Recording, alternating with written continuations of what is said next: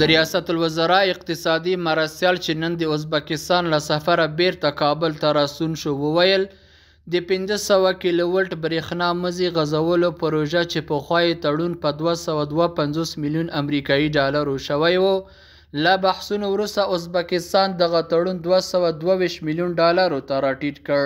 د ریاست الوزرا اقتصادي مرستیال ملا عبدالغني برادر په مشرۍ لوړپوړی پلاوی نن ازبکستان ته له 2 ورځني سفر وروسته بیرته کابل ته راستون شو. د ریاست الوزرا اقتصادي مرستیال د کابل نړیوال هوایي ډګر کې د یاد سفر د لاسته راوړنو په تړاو له رسنیو سره معلومات شریک کړل او دغه سفر یې له لاسته راوړنو ډک وباله.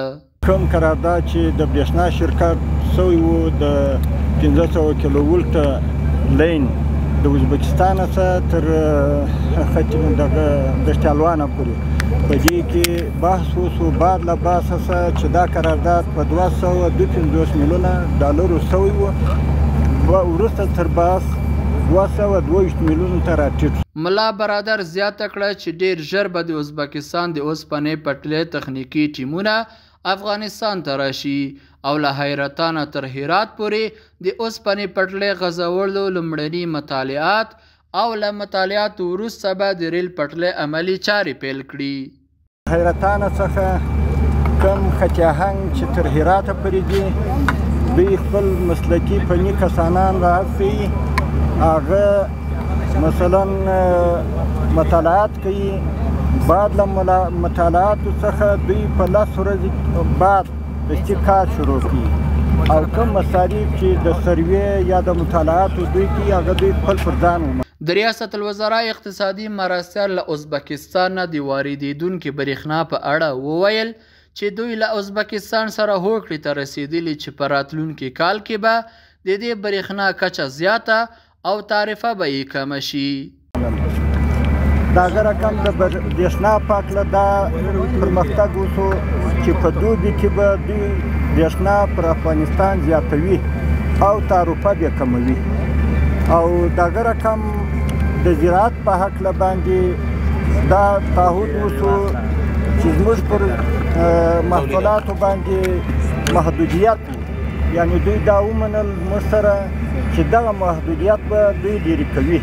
دغه راز د صنعت او سوداګرۍ وزارت سرپرست نورالدین عزیزي وویل د ازبکستان لومړي وزیر ژمنه وکړه چې دغه هیواد ته به د افغانستان د صادراتو زیاتوالي لپاره نور هم پاملرنه وکړي. به خاطر از اینکه ما بتونیم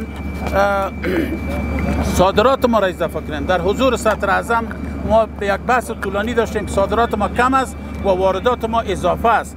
ما می‌خواهیم که تراز تجارت ما و داد سطوح تجارت ما را بعد مساوی داشته باشیم.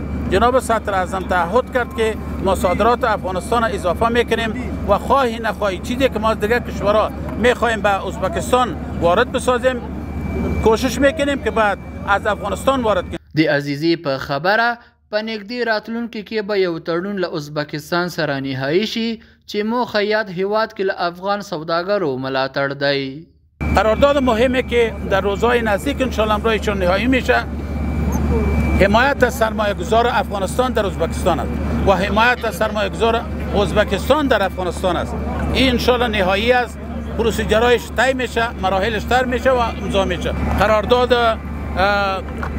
موافقتنامه ترجیحی است که در قلم اموال افغانستان تماما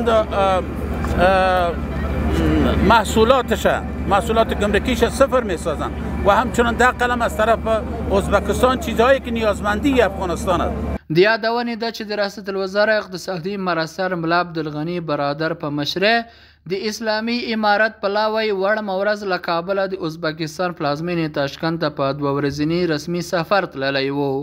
د ریاست الوزرا اقتصادي معاونیت د معلوماتو له مخې د دغه سفر موخه د افغانستان او ازبکستان ترمنځ د سیاسي اقتصادي سوداګریزو او ترانزیټي اړیکو پراختیا او په افغانستان کې په بیلابیلو سکتورونو کې د ازبکستاني پانګوالو د پانګې جذب چې دواړو لورو پرې بحث او خبرې وکړي.